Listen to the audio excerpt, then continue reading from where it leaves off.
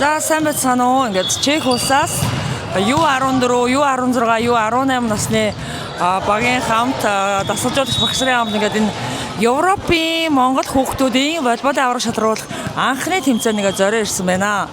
За энэ тэмцээн бол үнэхээр багш нарын волейбол сонирхогчдын хүүхдүүдийн хүсэн хүлээсэн үнэхээр их хүлээлттэй тэмцээн байлаа. Тэгээд хүүхдүүдийн уур чадвар маш их үнэхээр ингээ гайхалтай өссөн байна.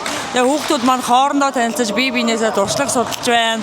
Бие биенийхээ талбайдаар ямар сэтгэл хөдлөлттэй байдаг, багийн ямар ингээд эв найрамдал ямар байдгийг хараад бие биенээсээ үнэхээр их дуршлаг судалсан гайхалтай тэмцээн болж байна. Ингээд тэмцээний зохион байгуулж байгаа ингээд дүүнертэй волейболын волейболын холбооныхоо хамт олон ингээд маш их баярлалаа.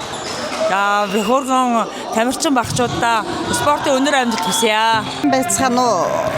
Европт амьдарч байгаа бүх монголчуудаа өнөөдөр хамгийн сайхан өдөр болж байна.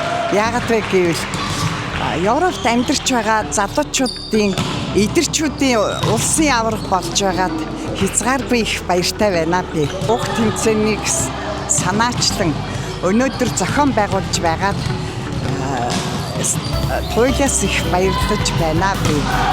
Цаанаа за Европын волейболын холбооны тэргүүн оюухан байна.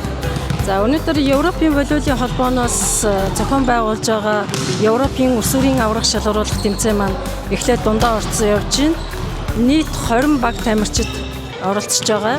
Үүнд 3 насны ангиллаар U14, U16, U18 гэсэн 3 насны ангиллаар оролцож байна.